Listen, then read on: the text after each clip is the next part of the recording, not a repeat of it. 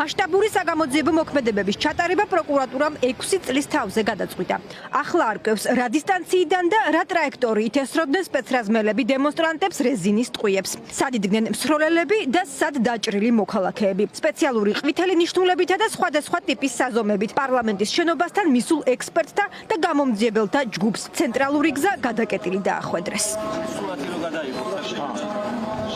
პირველი დაზარალებული, რომელიც საგამოძიებო მოქმედებებში ჩართეს, ვახტანგ ბერიკაშვილია.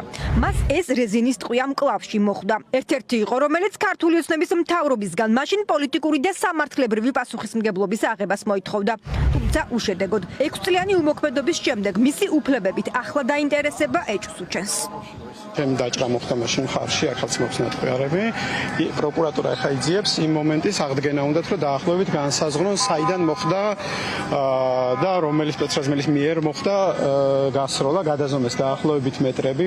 რატომ აიც და მაინც ეხლა შუა ივლისში ასე დაჩქარებით, რატო დაიწყეს გამოძიებაზე მუშაობა და საით უნდა წაიყვანონ ეს გამოძიება, ძალიან ბევრი კითხვის ნიშანს მიჩანს მე პირადადაც და შესაძლებელია, რომ შეიძლება ის იყოს უბრალოდ რავი ერთ-ერთი მათი კონკურენტის ამ შემთხვევაში გახარიას დადანაშაულება, მხოლოდ რა თქმა უნდა სამართლიანობა არ აქვს მნიშვნელობა, ვინ იქნებოდა დამნაშავე, ყველა უნდა ადგეს, მაგრამ რა თქმა უნდა მე ვთვლი, რომ მხოლოდ გახარია შეუძლებელია იყოს ამ ყველაფერში დამნაშავე და ახლანდელი მთავრობის მიერ მათ გახარიაზე ხელი შეწმენდა არ იქნება, რა თქმა უნდა, არავის თვალში არ გამოჩნდება, რომ თურმე საქართველოში სამართლიანად ჩატარდა გამოძიება. დემონსტრაციული საგამოძიებო მოქმედებები არის თუ არა შინაგან საქმეთა ყოფილი მინისტრის სამაგალითოდ გასამართლების პროცესის ნაწილი. საგამოძიებო უწყებაში გეგმებზე არაფერს ყვებიან. მხოლოდ იმას ყვებიან, რომ გამოძიების განახლებით ევროსასამართლოს შარშანდელ გადაწყვეტილებას ასრულებენ, რომელმაც 20 ივნისის საქმეზე საქართველოს საკუთარ მოქალაქეებთან წაგებულად გამოაცხადა. ვინ საიდან გაისროლა და როგორ დაზიანდნენ? მათ შორის აღნიშნული საკითხით, რა თქმა უნდა, საგამოძიებო ექსპერიმენტი ემსახურება იმას, რომ რაც შეიძლება მეტი დეტალი იყოს დადგენილი, რა თქმა უნდა, წინასწარ შეუძლებელია იმის თქმა, ვინ შეიძლება იქნეს ამა თუ იმ სისხლის სამართლის საქმეზე პასუხისმგებაში მიცემული, თუმცა ის მოცემულობა, რაც გვექნება, რა მტკიცებულებებიც იქნება საქმეში, მხოლოდ და მხოლოდ მტკიცებულებებზე დაყრდნობით, ბუნებრივია შესაძლოა გამოიკვეთოს საქმეზე ნებისმიერი პირი, ვინც გამოიკვეთება და იქნება მტკიცებულებები მის მიმართ, რომ ჩაიდინა დანაშაულებრივი ქმედება, რა თქმა უნდა, მიიღებული იქნება კანონის შესაბამისი გადაწყვეტილება. რაც პროკურატურის თანამშრომლებმა ჯერ არ იციან, ან არ ამხელენ. აღარ მალავს ქართული ოცნება. საჯარო პოლიტიკური განცხადებებით გიორგი გახარია 20 ივნისის საქმეზე პარტიას უკვე დამნაშავედ ყავს გამოცხადებული. ყველა კითხვა, რომელსაც მშვიდობიან მოქალაქეებზე ძალადობის გამო, ოცნების წევრები დღეს გახარიას მისამართით სვამენ, წლების წინ უკვე დასმულია. თუმცა არა ამ პარტიის მიერ. პირიქით, ის სუპერძალოვანი მინისტრის მთავარი მცველი იყო, უკლებლივ ყველა ლიდერითა და რიგითი წევრით.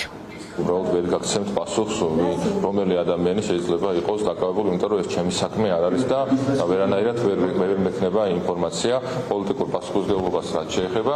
ჩვენ არაერთხელ გვაქვს მოსმენილი არაერთი ეთერი, რომ სრულ პასუხისმგებლობას იგი იღებს ყველაფერზე, ყველაფერ მომხდარზე და დავალებებს ის გასცემდა. შესაბამისად, ეხლა მას მოუწევს ყველანაირი პასუხისმგებლობის აღება და მათ შორის რა დავალებები იქნა გაცემული, სრულად იქნება აუცილებლად გამოძიების საგანი.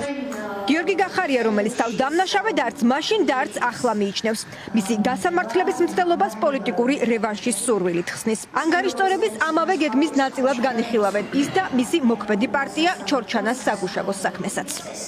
როგორც ჩანს, ოცნებამ ორი სიმულაციას ატარებს და ნამდვილად კობახიძეს არ გაუჭირდება ამ სიმულაციის ჩატარება, ვინაიდან საზოგადოებას ძალიან კარგად ახსოვს, თუ როგორ თბილად უმასპინძლა გავრილოს ჭიქით-ხელში და როგორ ჩასვა ის თავმჯდომარის საوردელში.